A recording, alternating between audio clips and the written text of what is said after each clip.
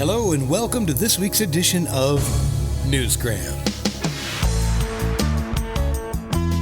A common theme here on Newsgram is our ongoing mission to change the world. I would like to leave this world a better place than I found it, or at least a better place than it is now. And while that may not be possible, I have found that introducing you to forward thinkers and change makers can be quite satisfying. Change makers like David Esling. David is a dreamer, and, well, we need more of them. He grew up in the UK and he attended a boarding school for his education. And it was not an easy life.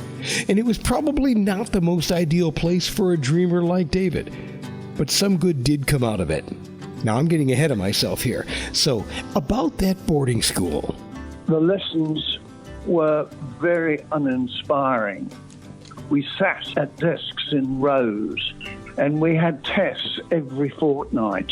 The tests we had determined what row and what desk you were sitting in. I frequently could not accept this form of teaching. So I tended to dream of imaginary classrooms where we could use our hands to paint and make things. How many of us can relate to that? An uninspiring education that was also accepting of corporal punishment. I got caned for inattention. I was caned for being untidy. My, how things have changed since 1952. I grew up in the 60s, a time when we thought hiding under our desks would protect us from a nuclear bomb, and we practiced that exercise pretty regularly. It's still a threat, more now than maybe ever before, but we no longer have to worry about being caned or slapped with a ruler. Kids now may have it even tougher. They have to keep an eye out for mass shooters. My point is, the upside of adversity is it does tend to make us want to change things for the better, and hopefully we can. I had to find another way. All the time as I went through the rest of my schooling, I dreamt of being a teacher where I could do things in a different way. Not only did his dream become a reality, but he also wrote a book about it, and it's called A Flowing Through, a series of artistic explorations that flow from simple starting points, pass by milestones, and finish with polished achievements, by David Esling. In the book, he documents his process of working with primary school-age children. When I started teaching in 1967, I had a class of 42 children, all at desks, facing a blackboard, and all I had was a stick of chalk. I was dumbfounded. I thought, God, I'm going to have to teach the way I was taught myself. But I had to find another way. So I tried, and I began with creative writing.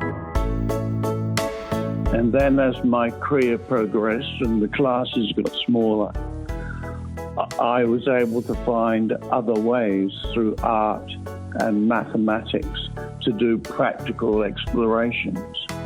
And by the time I went to Risdenvale, which is a socially disadvantaged school in Hobart in 1993, I had built up quite a repertoire of creative explorations across the curriculum.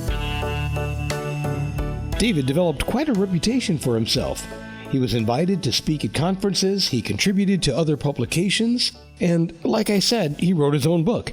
But it wasn't easy. Change is hard for some. The traditionalists considered him too avant-garde. But like anything, if you want to change the world, you have to stay committed to your goals. He had to find another way, and that meant earning the trust of the school administrators, the parents, and the kids. I said, I think I can make you want to come to school, but I need your help. So I told them about my school days, and they couldn't believe it. And I said, well, your school seems to be an awful lot better than mine. Let's do something about ours then and make it even better. They were really excited about the prospect because then they wanted, well, what are we going to do? What's different? What are we going to do? And I said, we're going to do a lot of things together. We're going to start with art. We're going to start with painting abstracts. These are paintings you can do where no one makes mistakes. There's no fear of failure. So we did it together. I showed them how, a small group at a time, and then one group started influencing another group, and it spread right through the classroom environment. A flowing through, if you will. His idea turned out to be a huge success. It raised their self-esteem, it gave the kids a better attitude toward learning, it also improved their relationship with each other.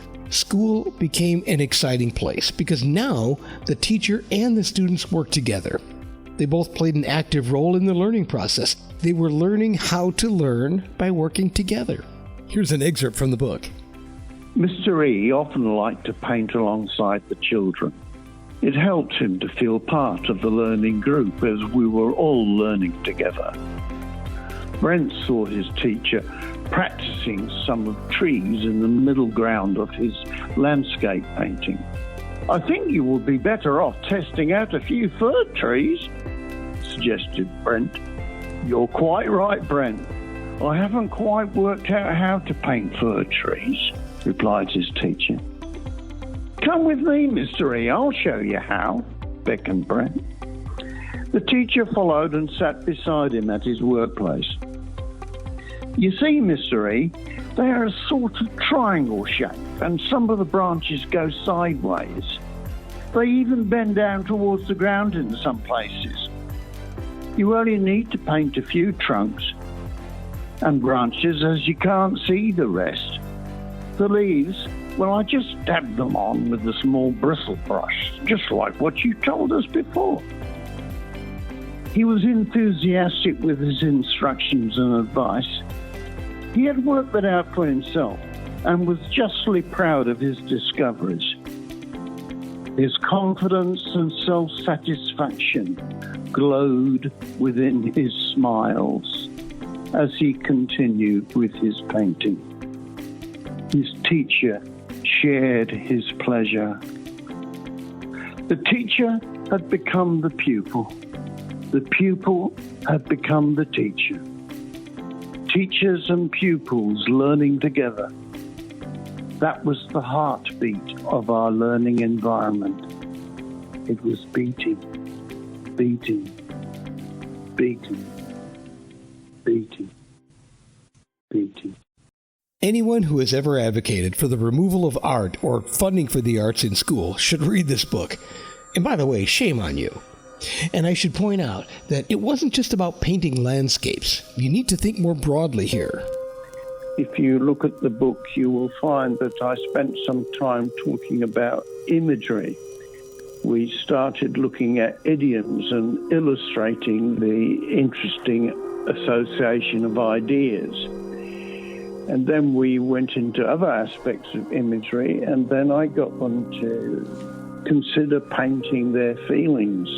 And then it moved from feelings to concern. Can you see how painting your feelings and concerns lets you express them in a new way, in a way that might be hard for some children, especially the ones that are not vocal? Can you see how it allows for the open exchange of ideas, thoughts, and it can lead to important conversations? Art is also about mathematics because imagery can be 3D and it can lead to design. I mean, what a great way to get kids interested in engineering without even using that word. David is an interesting guy and his book is fascinating. Let me, or better yet, let him leave you with a quote from the Chinese philosopher Confucius. "I hear and I forget. I see and I remember. I do and I understand." If you learn by doing, you're going to love this book. If you're a teacher or you work alongside children in any way, you'll love these stories. Plus, there's pictures. You not only get to see some of the kids painting, but you also get to see their finished work. And the abstracts are very good. Each explorative journey, as David calls it, is accompanied by photographs. They help bring life to the explorations. The children's art was often outstanding, but the journey, rather than the destination, carried the greater significance. Isn't that always the case? A Flowing Through A series of artistic explorations that flow from simple starting points, pass by milestones, and finish with polished achievements by David Esling. All you really need to remember is A Flowing Through by David Esling. There are 4 books in the Flowing Through series. Hop online and grab a copy of your favorite and send one to someone you know that might enjoy it. It's available now at all the usual places, Barnes & Noble, Amazon. It's also on sale at Better World Books. There are links to all these places in the show's description. And that will do it for this explorative edition of Newsgram from webtalkradio.com.